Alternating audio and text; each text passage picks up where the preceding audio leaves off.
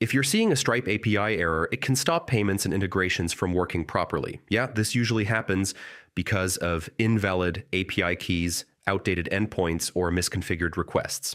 But don't worry, I'll show you how to solve Stripe API errors in minutes. First, read the exact API error code or message. It will tell you whether the issue is authentication, rate limiting, or a request format problem.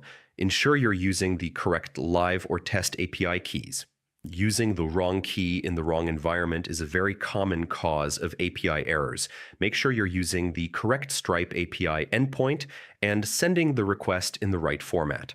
Incorrect JSON structure, missing parameters, or old endpoints can trigger errors. Stripe enforces rate limits. If you're sending too many requests too quickly, your API calls may be blocked temporarily.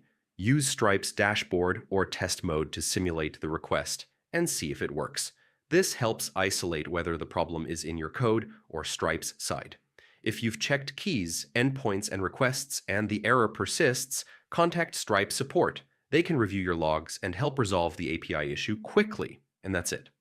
Following these steps usually fixes Stripe API errors so your payments and integrations work smoothly.